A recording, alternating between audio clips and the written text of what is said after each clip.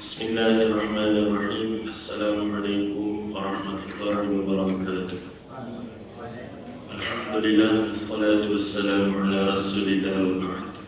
Fa inna asdaqal hadith kitabullah wa khairal hadi hadi Muhammad sallallahu alaihi wasallam. Syarrul umur muhdatsatuha wa kullu muhdatsatin bid'ah. Kullu bid'atin dhalalah. Wa kullu dhalalatin fin-nar. Rabbi shrah li sadri wa yassir li amri wahlul 'uqdatam min lisani yafqahu qawli. Faqad qala Allah subhanahu wa ta'ala fi kitabihil 'aziz. A'udzu billahi minasy syaithanir rajim. Bismillahirrahmanirrahim. Wa idza sa'alaka 'ibadi 'anni fa inni qarib ujibu da'watad da'i idza da'an. Falyu'minu bi ujibu da'watad da'i idza da'an liyastajibu wa yu'minu bi la'allahum yarshudun. Shadaqallahul 'aliyyul 'azim. Allahumma arhamna bil Qur'anil 'azim waj'al lana imaman wa nuran wa hudan wa rahmah. Allahumma dhakkirna bima nasina wa 'allimna bima jahilna warzuqna tilawatahu ana al-layli wa atrafan nahar waj'al lana hujjah. Amin ya rabbal alamin. Yang dimuliakan para imam, pengisi datang kuasa masjid muslimin dan muslimat, hadirin dan hadirat, tuan-tuan dan puan-puan. Alhamdulillah, kita sekali lagi bersua untuk kesekian kalinya pada pagi ini bagi meneruskan rutin bulanan kita, dan temuan kita pada kali ini lebih istimewa kerana kita bertemu pada bulan Ramadan al-Mubarak. Dan pada pagi ini, tuan-puan, kita masih akan menggunakan pendekatan yang sama sebagaimana pengajian kita dalam kitab Tafsir Al-Munir oleh Fadilatul Syekh Profesor Dr. Wahbah Az-Zuhaili.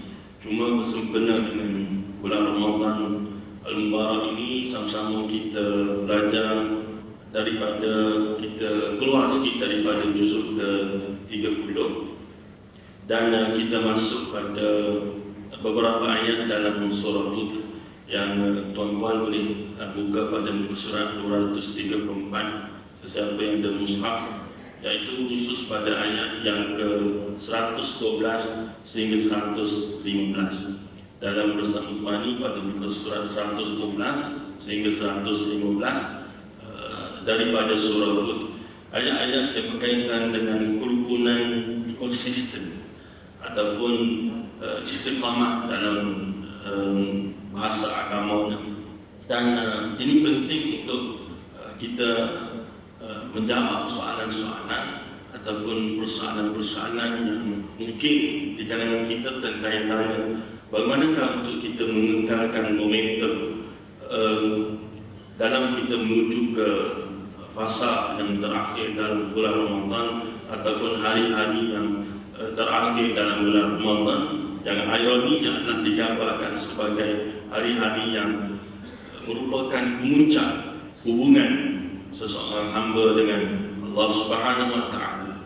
Jadi kita baca terlebih dahulu dalam surah Hud ayat 112 sehingga 115. Muka surat 234. A'udzu billahi minasy syaithanir rajim. Bismillahirrahmanirrahim.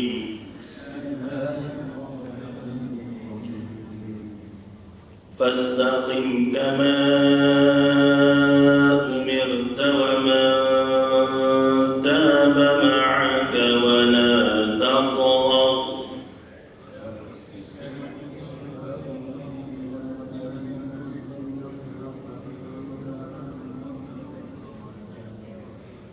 Innahu bima ta'maluna basir.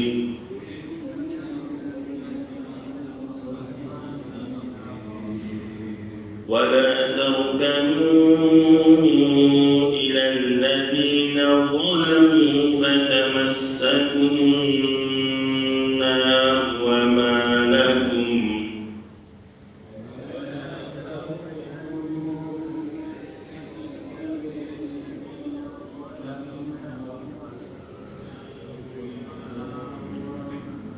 وما لكم من دون الله من أولياء ثم لا تنصرون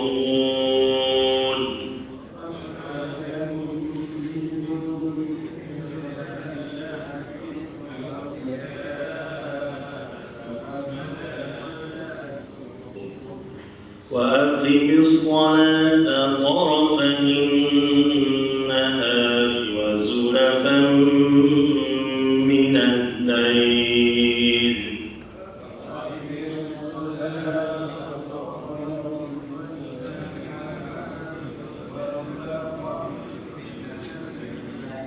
إن الحسنات يذهبن السيئات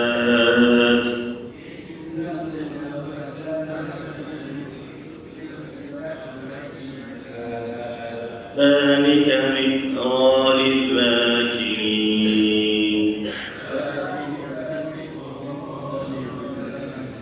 واصبر فإن الله لا يضيع أجر المحسنين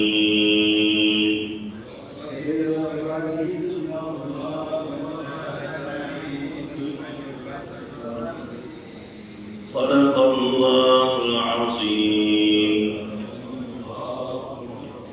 Allah SWT berfirman bermaksud ayat 112, maka tetaplah engkau Muhammad di jalan yang benar sebagaimana telah diperintahkan kepadamu dan juga orang bertaubat bersamamu, dan janganlah kamu melampaui batas, sesungguhnya Dia Maha melihat apa yang kamu kerjakan. Ayat 113, dan janganlah kamu cenderung kepada orang yang zalim yang menyebabkan kamu disentuh api neraka, sedangkan kamu tidak mempunyai seorang penolong pun selain Allah, sehingga kamu tidak akan diberi pertolongan.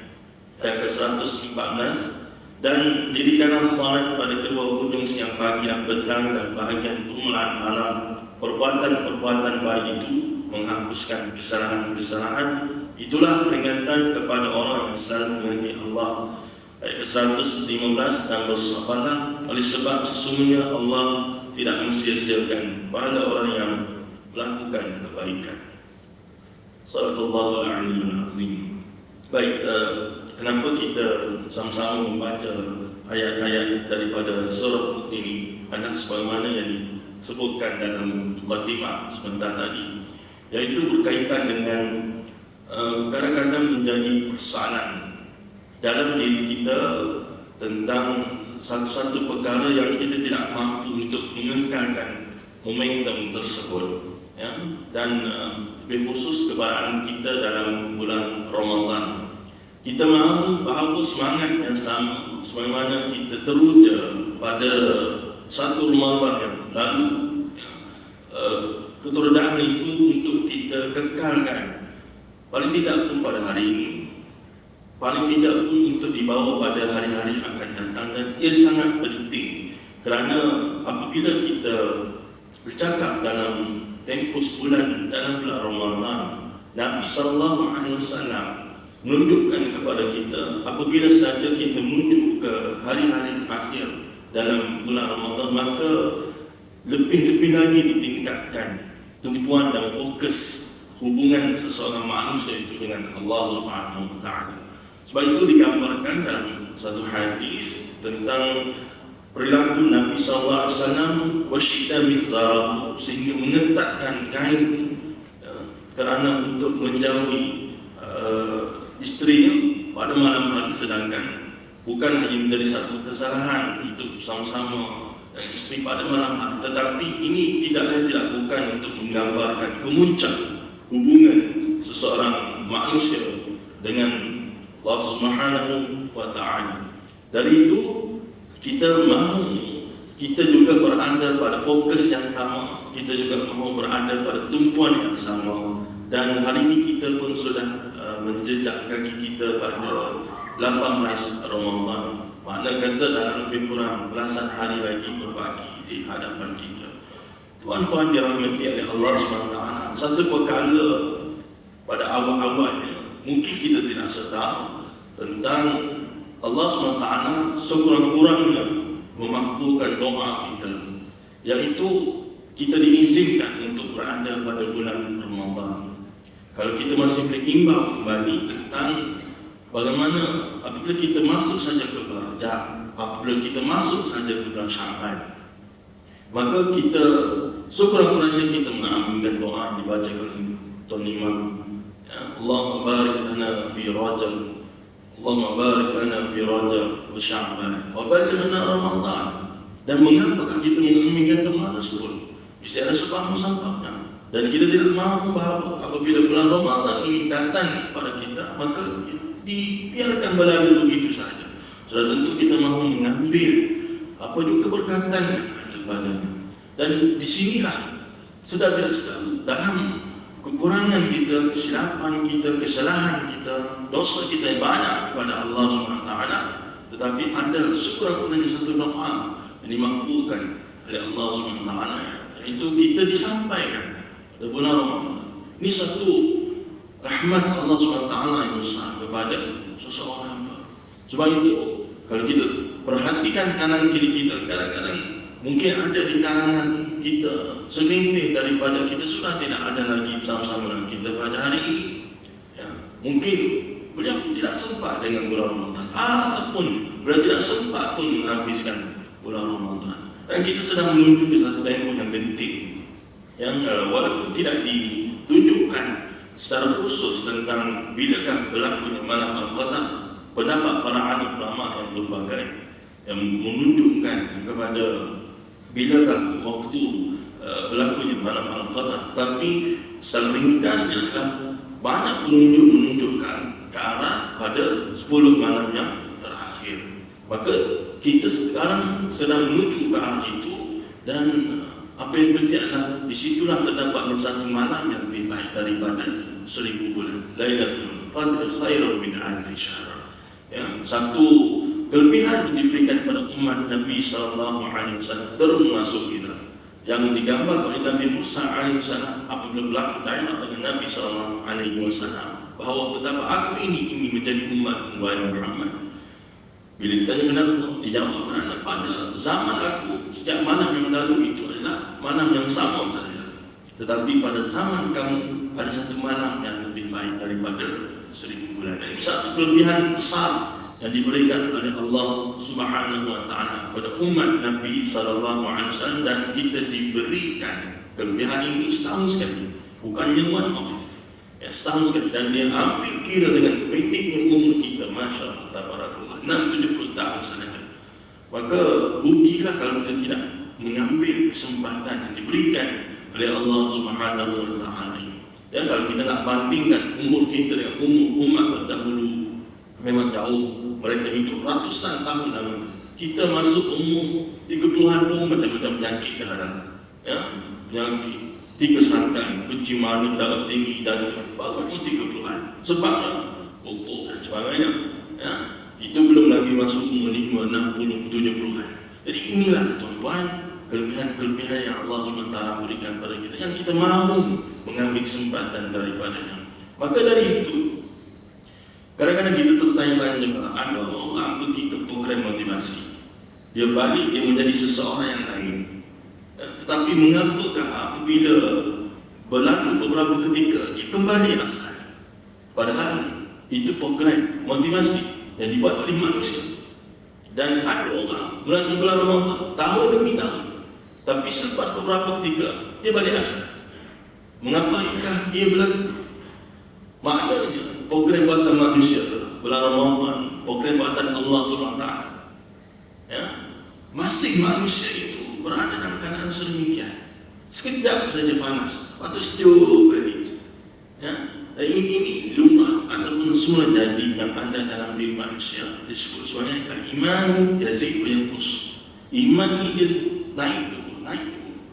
Jadi yang apabila kita mengiktiraf tentang semula jadinya manusia seperti itu, maka kita akui, kita acknowledge, dan di sini agama memberikan kepada kita jawapan kepada persoalan-persoalan itu. Ya, kita tak perlu pergi jauh. Kadang-kadang orang pergi haji, ya, apabila dia mendapat haji yang mabrur, ya, maka digambarkan bahawa dia seolah bayi yang baru keluar daripada rahim ibunya, putih bersih. Tetapi mengapa sebab beberapa ketika dia kembali pada asal? Maka sudah tentu kita pun bila pergi ke program motivasi, kita naik semangat. Tetapi semangat itu, momentum itu akhir sekali jadi sejuk lagi. Kita masuk ke bulan Ramadan, kita menjadi semangat. Tetapi semangat itu, momentum itu akhir sekali jadi sejuk lagi. Kita boleh lihat ya, bulan Ramadan yang pertama tempoh hari ataupun satu Ramadan tempoh hari, Masya Allah, nak parking susah, nak dapat stok susah. Sekarang ni datang lewat, boleh semayang pada 5 lagi. Contoh, ya, maka keterujaan itu, rasa itu, kebersamaan itu untuk kita kekalkan. Maka disinilah memerlukan kepada jawapan-jawapannya.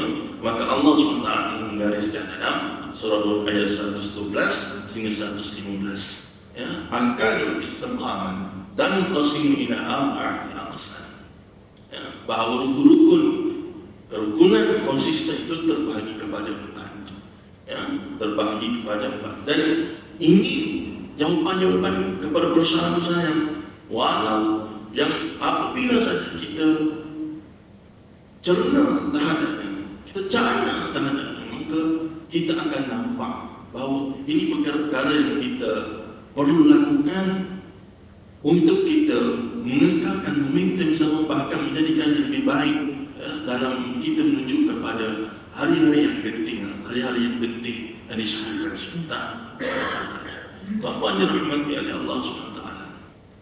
Mindset kita bila bulan Ramadan tiba, memang kita tak salah sebut bulan Ramadan bulan ibadah, bulan Ramadan bulan membaca Al-Quran, begitu ini dan sebagainya. Tapi ada lebih suka menggunakan terma bahawa bulan Ramadan bulan kita melebihkan ibadah, kita memperbanyak ibadah, kita melipat kali gandakan ibadah. Kerana bukannya kita solat dalam bulan Ramadan saja, bulan lain pun kita solat. Bukannya kita puasa bulan Ramadan saja, bulan lain pun kita puasa. Walaupun kewajiban itu dalam bulan Ramadan, dalam bulan lain sunat, ya, sunat puasa hari putih dan sebagainya. Bulan Ramadan kita baca Quran, kita lebih baca Quran. Bulan lain pun kita baca juga. Maknanya mindset kita pun kena letak pada tempat yang betul. Bulan Ramadan bulan melipat kali gandakan ibadah. Bukannya semata-mata bulan ibadah, kita juga melakukan ibadah dalam bulan-bulan lain. Bulan lain kita puasa, bulan lain kita baca Quran, bulan lain kita salat, bulan lain kita begitu, bulan lain kita begini. Tiba di bulan Ramadan kita lebihkan sikit. Kita naikkan volume, kita tingkatkan tempo. Maka sewajarnya kita di situ. Bila mindset ini betul, maka insya-Allah kita nampak jalan ke mana. Jika tidak, kita akan masuk di bulan Syawal, bye-bye. Bye-bye puasa, bye-bye Quran, bye-bye salat, bye-bye salat Jumaat, bye-bye macam-macam jadi bye-bye. 11 bulan. Ghaibul ghuyub la kadam wa la salam. Entah ke mana dia hilang. Yang hanya arus dan sebagainya. Masuk bulan Ramadan dia datang lagi. Itu pun tak mampu untuk konsisten. Sebab itu konsisten atau istiqamah itu penting. Dalam satu hadis daripada Abdullah bin Abbas radhiyallahu anhu, pernah seketika Nabi SAW bertanya oleh Abu Bakar As-Siddiq radhiyallahu anhu, "Masya ya Rasulullah, yang menyebabkan kamu itu berubah di lalu, apakah sebabnya wahai Rasulullah?" Ya? Maka dijawab oleh baginda sallallahu alaihi wasallam, "Syajarati wud wal mursalat wa amma wal waqi'ah wa amma tasal." Yang menyebabkan aku itu berubah di rambut. Kerana beratnya beban untuk konsisten, untuk istiqamah, dan dengan perintah Allah SWT yang akhirnya bila turunnya ayat-ayat berkaitan dengan menyebabkan tubuh ubah di rambut. Maka disebutkan oleh penangan surah Hud, Al-Mursalat wal Mursalat 'urfa, Al-Waqi'ah, apa namanya, wa 'amma tasallun, yang surah An-Naba itu. Maka nak kata bahawa betapa beratnya perintah Allah SWT ini untuk ditanggung, sehingga menyebabkan susu seketika, berubah seketika. kefizikan manusia itu sendiri. Tuan-tuan dirahmati oleh Allah SWT.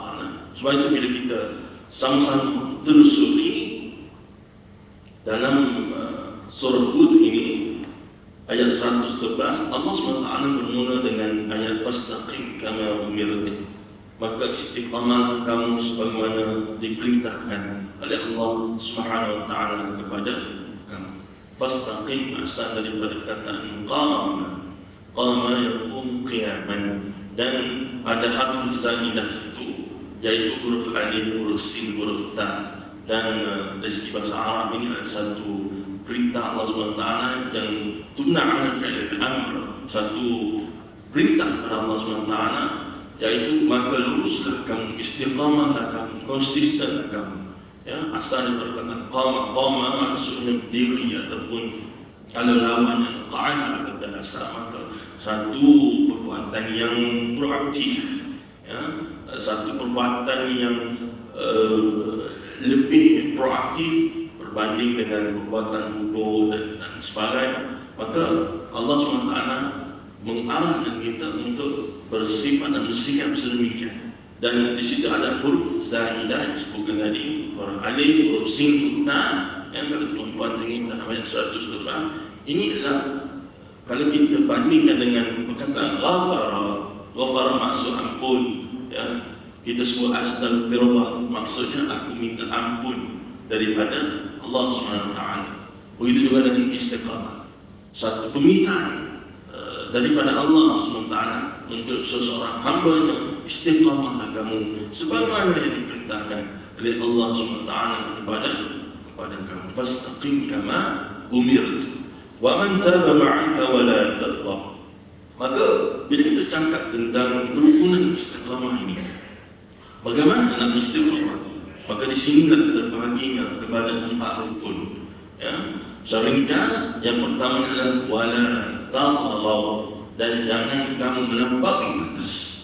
Jangan kamu melampaui batas. Apa maksudnya? Maksudnya apabila kita beragama dengan terus yang agama tetapkan, jangan kita encroach that particular limit. Jangan kita melampaui batas yang telah ditetapkan oleh Allah SWT. Ataupun tak cukup dos, lebih dos pun tak boleh, tak cukup dos pun tak boleh. Macam mana itu? Wala tadhar. Maka untuk kita memahami ayat jangan melampaui batas ini, kita lihat dalam satu hadis yang panjang tentang kisah Salman dan Abu Darda. Kisah yang sampai pada Rasulullah SAW tentang 2 orang sahabat yang dipendekkan cerita yang mahu beribadah tanpa mahu bernikah kahwin, yang mahu berpuasa tanpa mahu berbuka, yang mahu qiyamul lail tanpa mahu tidur. Maka ini ekstrim, tuan-tuan.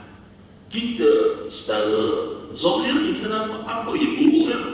Puasa, apa yang tidak baik? Qiyam, apa yang tidak baik? Ibadah, apa yang tidak baik?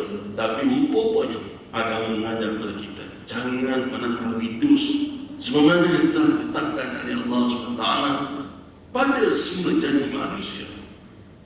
Kita kalau sakit, kita pergi klinik bawa anak cucu, atau anak cucu kita sakitlah, ya, maka sebelum beri obat dia orang kata ya, ataupun masa tengah konsultasi dengan doktor akan tengok berat badan, ya, bukan hanya saja, ya, tapi untuk mengira dosa supaya ubat itu berkesan dengan seseorang.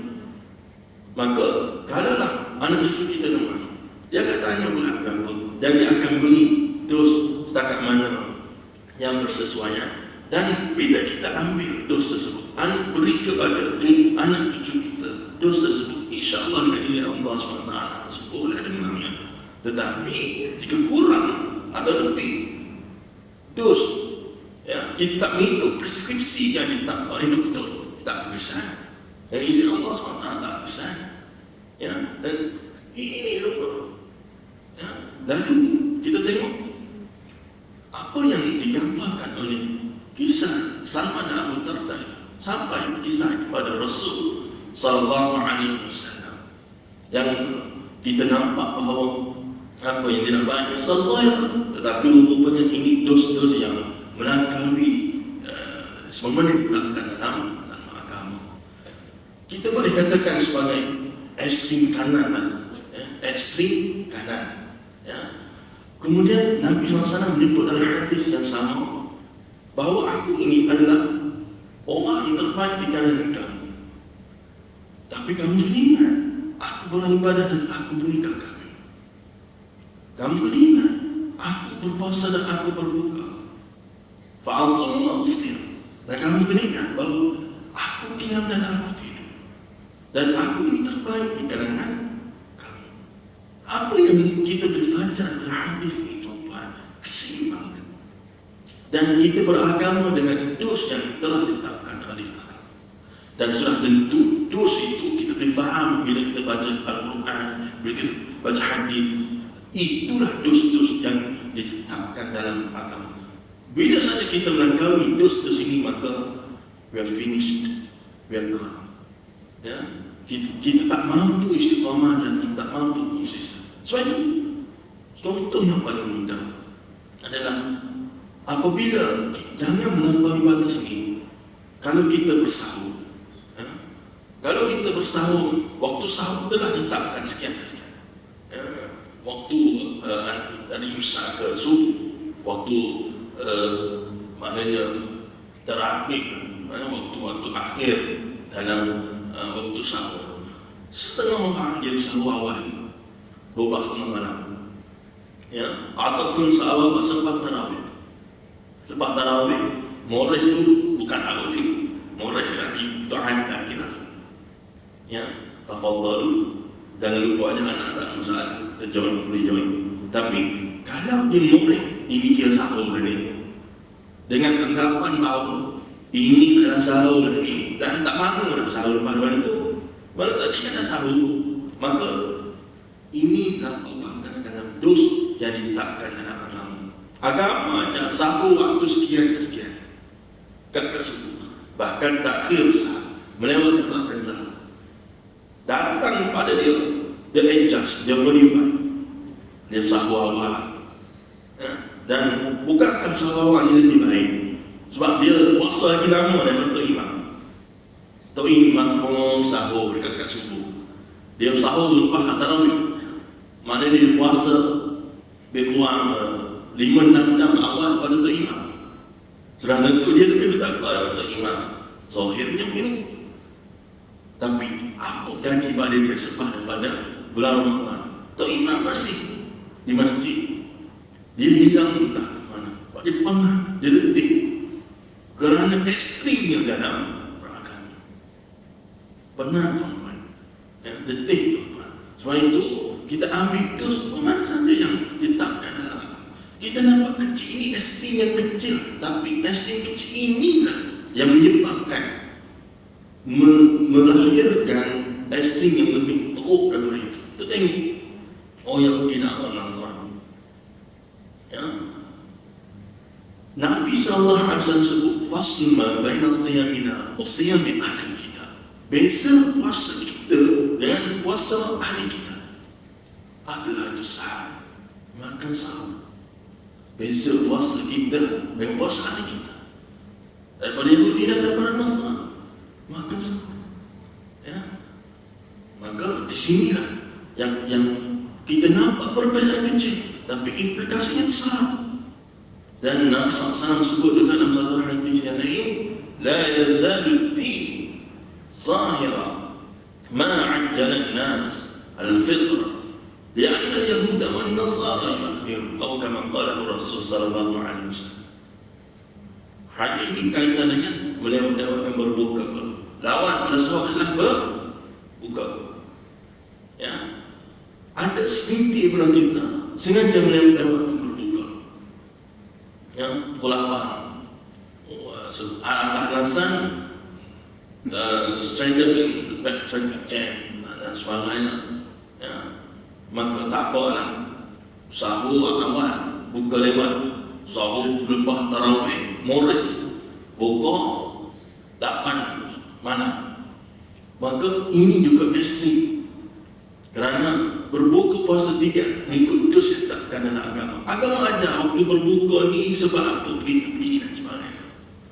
Walaupun sudah tentu kita ada sedikit ikhtiar ataupun berhati-hati, kerana takut tersilap. Macam saya lepas ada berita dari mana Kedah yang tersilap azan awal lebih kurang 2 minit. Maka ahli qaryah yang berbuka puasa mengikut azan di Kedah tersebut awal 2 minit negatif puasa lah. Negatif puasa. Tahun lepas di tak silap ada Perlis, tahun ini di Kedah. Sudah tentu kita ada hati-hati sebab itu. Tapi zaman sekarang ini puan, kita ada macam-macam kemudahan untuk kita standardize waktu, untuk kita maknanya selaraskan waktu solat dan kita dapatkan waktu yang tepat. Terlalu banyak apps dalam smartphone dan sebagainya yang kes di Kedah tempoh hari sebab salah jam limit, mungkin tak diselaraskan. Allah a'lam bissawab macam mana. Tapi nak sebut bahawa walaupun kita kena ada sikap hati-hati itu, takut kita terbuka Allah pula. Dah hantar itu untuk bila untuk silap tu. Tapi ini tak nikah dah. Tapi kalau sampai pula 8 pun tak buka puasa lagi. Sedangkan maghrib dah berlalu lebih kurang 20-30 minit. Ini dah melampaui batas. Ini dah melampaui batas. Sebab itu agama ada pada kita. Masuk saja waktu, cukup syarat untuk waktu berbuka puasa itu, maka terus berbuka puasa. Terus berbuka puasa. Walaupun kita tak ada nasi lagi depan mata kita, kita masih stranded in bread traffic yang tak apa. Tak ada masalah. Lepas tu balik, maka pula makan pula lepas itu. Yang penting buka puasa. Ini bibit-bibit kecil ekstremisme. Sebab itu orang yang membina orang Nasrani, bibit-bibit kecil ini tidak ditanggapi dengan baik, akhir sekali menyebabkan lahirnya bibit-bibit besar. Sehingga di kalangan mereka, sesiapa yang menjadi agamawan ataupun menjadi orang yang rapat dengan ketuhanan, diharapkan nikah kahwin dengan sama adik. Bukan sama dengan nak beribadah tanpa nikah kahwin. Ini berbeza dengan orang tak nikah kahwin sebab tak ada jodoh. Jangan kalau kita pergi hujung orang yang kamu ni dah umur berapa tak nikah kahwin, kamu ni ekstrim dalam agama.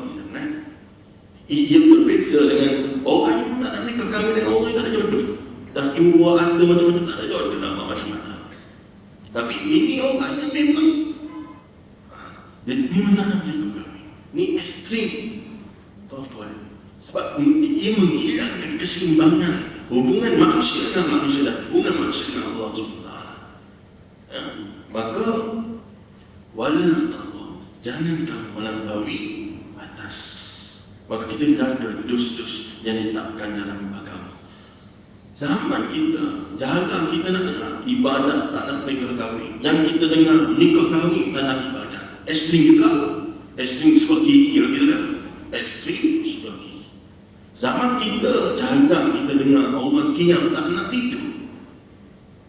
Yang kita dengar orang tidur tak nak qiyam. Zaman kita, jaga kita dengar orang puasa tak nak berbuka. Jangan. Yang kita dengar orang berbuka tak nak puasa, ataupun kek plastik hitam tu lah yang dibawa dengan berjenazah kalau tertangkap. Maka ekstrim kiri zaman kita, kalau kita boleh definisikan dan tak ada apa-apa, ekstrim kiri. Yang satu lagi ekstrim kanan. Yang agama aja apa? Tengah-tengah. Ibadat tapi kena nikah kahwin, puasa tapi kena berbuka, qiyam tapi kena tidur. Fa'ti kulli haqqin haqqah. Al-hamdulillah sama sebut wali badanika 'alaika haqqun wa li ahlika 'alaika haqqun. Badan kamu ke atas kamu ada hak dia, ahli keluarga kamu ke atas kamu ada hak dia. Fa'ti kulli haqqin haqqah. Maka berikan yang hak itu kepada yang berhak. Berikan hak itu kepada yang berhak. Dan ini diajar dalam agama. Dan ini kerukunan istiqamah yang pertama. Wala taqwa. Jangan kamu menambah dus dalam beragama, kerana kamu tidak akan mampu istiqamah dengannya. Kamu tidak akan mampu konsisten dengannya. Sebab itu dalam kita meningkatkan momentum kita dan prestasi kita dan performance kita menuju ke hari-hari akhir dalam bulan Ramadan, maka sedikit sebanyak wala taqwa ini akan memberikan jawapan kepada persoalan yang sentiasa bermain-main di fikiran kita. Bagaimanakah untuk kita bukan setakat kekal dengan prestasi yang kita alhamdulillah lalui sehingga 18 malam, tapi untuk sebab itu selain konsisten kita nak tingkatkan juga prestasi itu yang menuju hari-hari akhir dalam bulan Ramadan. Dan ini digambarkan dalam hadis Nabi sallallahu alaihi wasallam, syita min zara, antaranya mengikatkan kain. Ya, apa maksudnya? You're very focused, you are very determined. Bagaimana tumpuan itu wajar ditumpukan kepada Allah SWT. Tuan-tuan, 18 hari sudah kita lalui, kita sudah tahu apakah kelemahan dan kelebihan yang kita ada. Kita tahu waktu ini kita kena rehat, waktu ini kita kena mengaji. Ia sudah matang kalau boleh disebutkan. Tempoh matang kita sudah ada, tinggal lagi untuk kita execute, ya, untuk kita laksanakan. Okey, di sisi maka yang menjadi sedikit sebanyak gangguan distraction, ya, yang boleh menyebabkan kita terganggu ini, tuan-tuan, kita letak tepilah seketika, ya. Kita kalau smartphone itu terlalu mengganggu kita, maka kita boleh slow down sikit lah. Nak tinggal dulu tak boleh, kita ada kerja dan sebagainya, tapi mungkin, ya, kita boleh slow down sikit, ya. Ini asyik-asyik smartphone dan sebagainya, tak selesai-selesai. Kerja ni tak habis, tuan-tuan, tak dah habis, ya. Kerja tak dah habis. Kalau kita mati, orang ingat kita sekejap saja, ya, 10-20 tahun, orang ingat kita 10 tahun tu kadang-kadang. Yang mana satu? Ya? Kerja kita yang tak habis tu, orang lain siapa? Kita dan alam masalah. Tak katanya kerja-kerja juga, tapi jangan sampai kita menepikan kehidupan kita, bekal kita pada hari akhirat. Perjalanan kita jauh, itu kita kena ingat, ya? Dan kita kena bekal. Kita nak balik kampung nanti raya pun kena ada bekal. Kena ada bekal, bekal makan, bekal minum. Paling kita kena ada bekal namanya dulu. Nak beli tu, nak beli tu. Kita nak berjalan ke akhirat itu jauh, bahkan paling jauh, ya. Dan apa yang lebih membimbang kita balik. Kita balik kampung raya nanti, kita balik semula. Tapi kita balik ke akhirat kelak, tak balik ke semula. Lagi-lagi kita dengan bekal, ya. Tuan-tuan dirahmati oleh Allah SWT, itu yang pertama. Soalan ringkas yang kedua, wala tarkanu ila alladziina zalamu, dan jangan kamu cenderung kepada kezaliman. Ini rukun yang kedua. Apa maksud zalim? Secara ringkas adalah apabila wad'u syai' fi ghairi mahalli atau fi ghairi mawdi'i. Kata Sya'ari Al-Islami dalam kitab Rawa'ul Bayan, dan tafsir ini juga masyhur di kalangan para ulama tentang bagaimana kamu meletakkan sesuatu itu bukan pada tempat itu zalim. Dan kata Syekh Fadhil Hasan Abbas seorang alim dalam kitab Al-Khumsatul Mukhtar fi Tahdhib Nafsil Amr. Apa maksud cenderung kepada kezaliman? Adalah kamu tak boleh ada kecenderungan fizikal dan kecenderungan emosi. Dalam kata bahawa apa juga kezaliman yang datang dari apa juga sujud, maka hendaklah kamu mengubahnya. Dan kezaliman ini kita biarkan saja tafsiran secara umum, kerana ia juga disebut secara umum. Tapi tuan-tuan tahu, ya, bila saja kita tidak meletakkan sesuatu yang hak, memberikan sesuatu yang hak itu kepada yang berhak, itu zalim. Dan kita boleh ada kecenderungan kepada kezaliman itu. Bukan sahaja berlaku zalim, ada kecenderungan itu tak boleh. Kecenderungan di mana kita ni adil, tapi kepada kezaliman itu tidak ada kecenderungan emosi, kerana dia ada hubungan baik dengan kita, kerana dia daripada kita. Mengapa we have to set of approach ataupun laws. Contoh yang ini macam yang itu, kenapa tak kena pakai pendekatan dan undang-undang yang sama? Ini kesalahan. Tuan-tuan, sebab itu jangan diajarkan. Dari itu Nabi SAW sebut dalam satu hadis, "Man ra'a minkum munkar falyughayyir biyadihi, fa in lam yastati' fa bilisanihi, fa in lam yastati' fa biqalbihi, wa dhalika adhaful iman." Lihat munkar, ubah dengan kuasa. Tak mampu, ubah dengan lidah ataupun pencerahan. Ya, fa bilisanihi.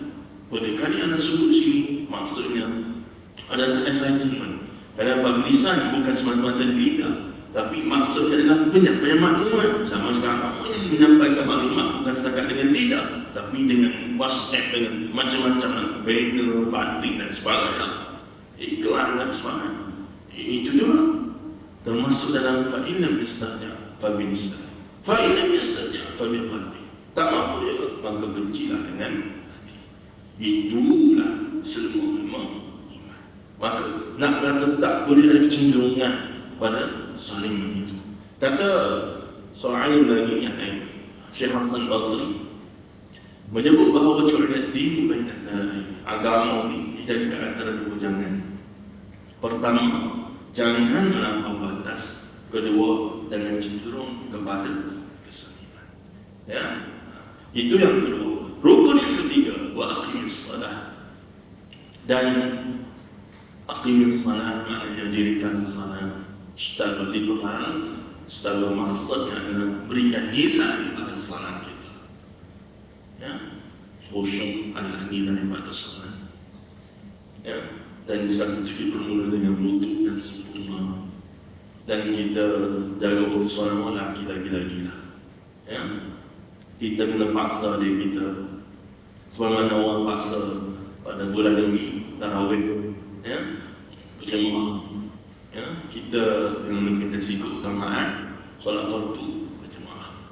Kalau kita boleh memaksa diri kita tarawih mesti berjemaah, kita juga kena memaksa diri kita bahawa solat fardu mesti berjemaah. Lagi-lagi orang lelaki, ya, kena paksa.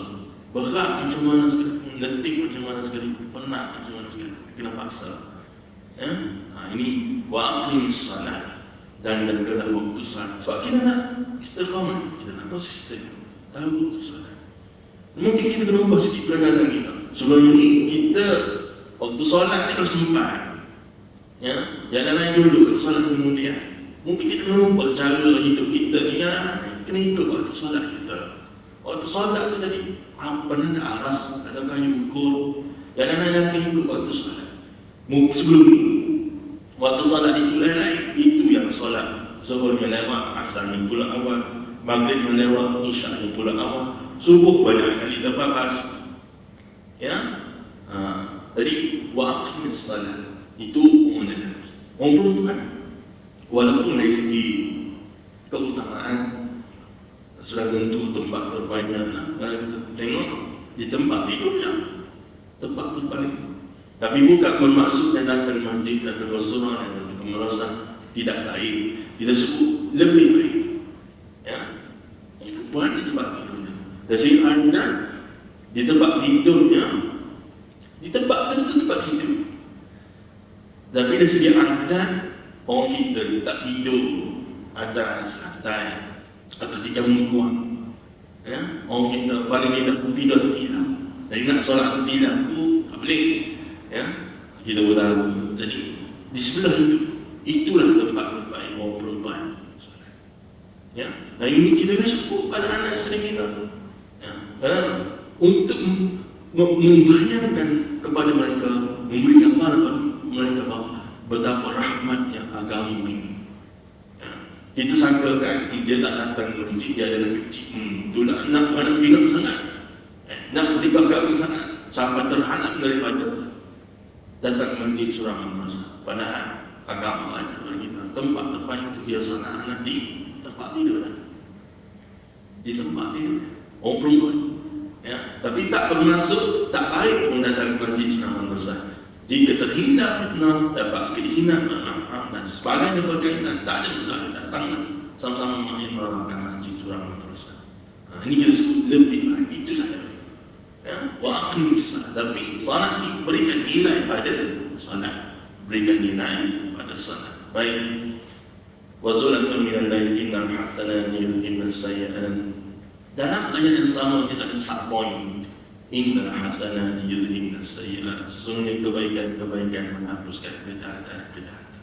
Tuan-tuan dirahmati oleh Allah SWT, apa lagi rangsangan yang kita perlukan pada Allah SWT untuk kita memperbanyak amal saleh kita dalam Ramadan? Apa lagi selain daripada Nabi SAW sebut bulan ini penuh keberkatan, ini dibuka pintu syurga, ditutup pintu neraka, diikat syaitan pada satu malam di bulan.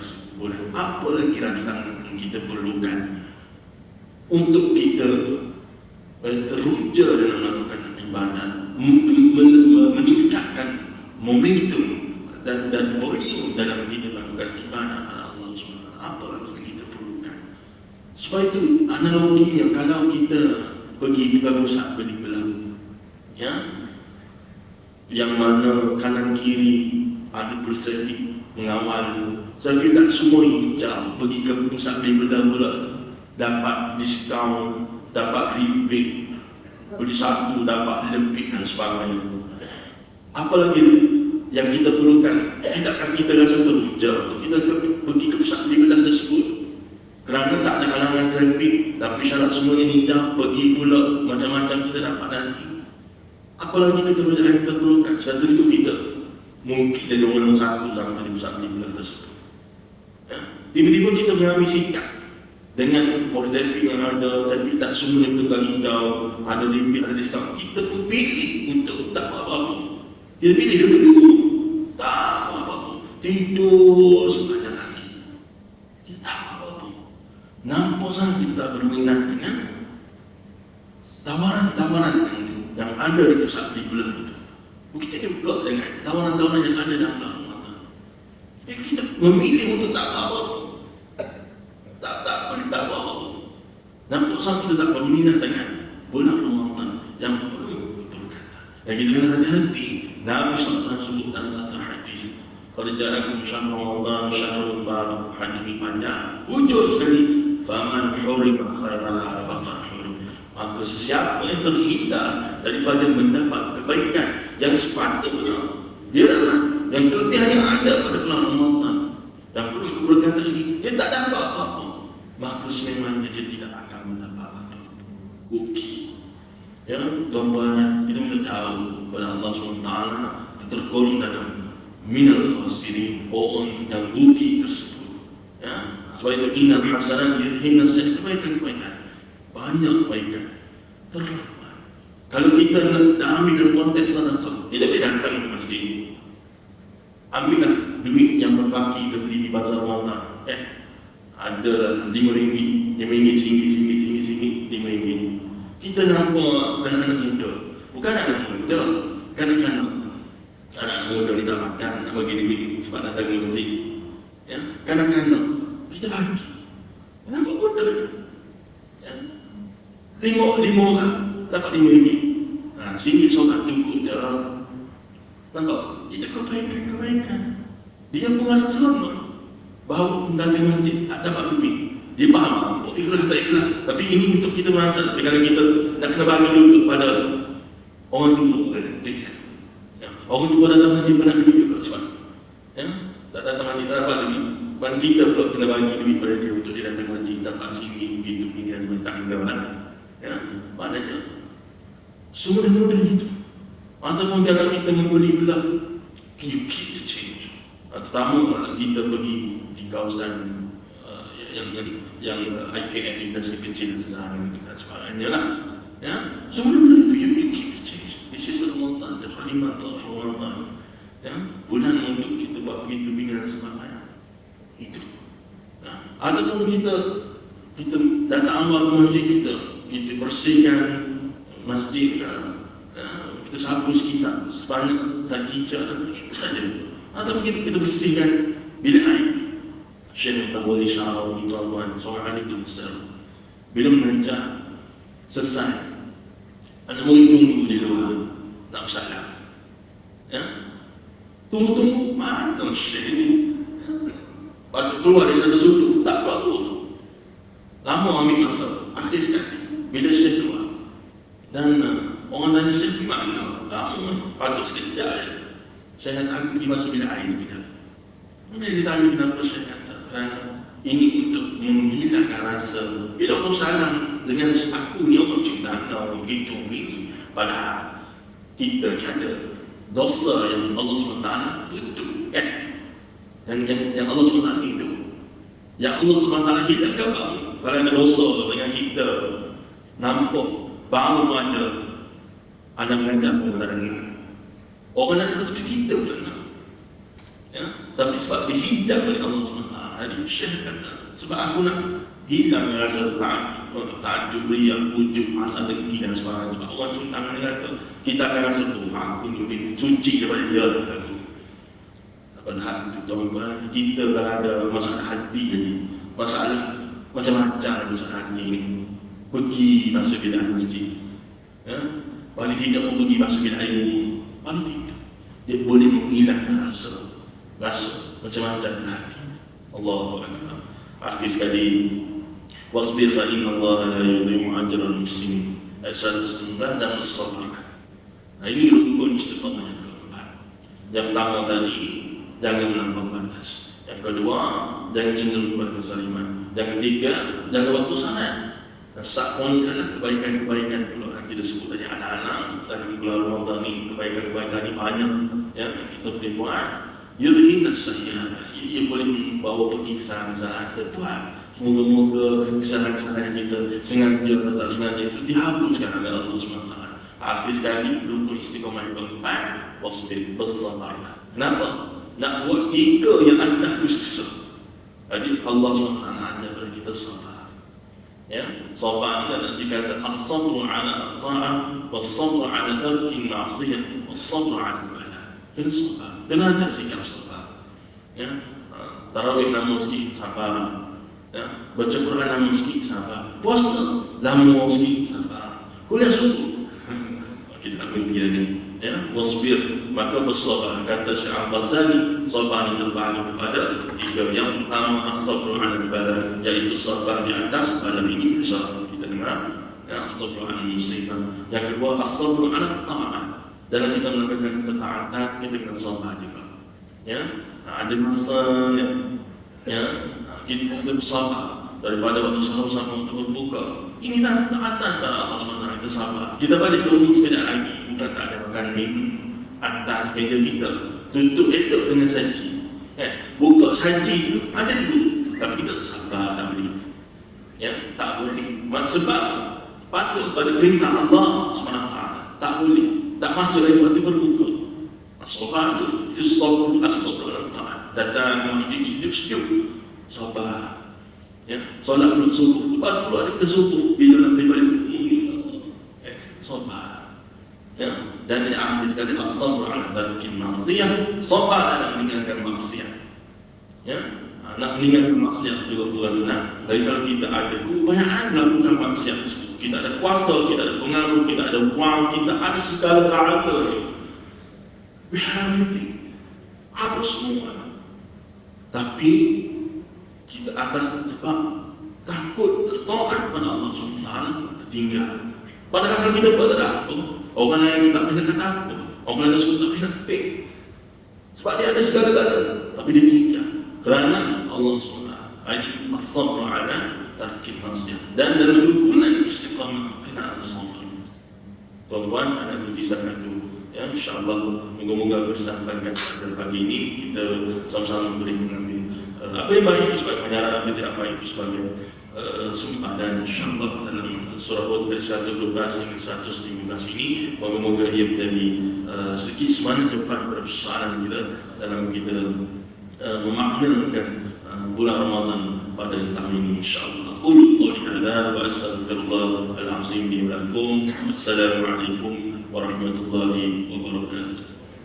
A'udzu billahi minasyaitonir rajim. Bismillahirrahmanirrahim. Alhamdulillahi rabbil alamin. Wassalatu wassalamu ala asyrafil anbiya'i wal mursalin wa ala alihi wa sahbihi ajma'in. Allahumma rzuqna 'ilman nabiyyin wa fahman malaikatil muqarrabin wa ilhaman sari'an as-sabar. Allahumma ihdina lis-siratal mustaqim. Allahumma ij'alna min Ramadan imanan wa ihtisaban. واغفر لهم ما تقدم من ذنبه.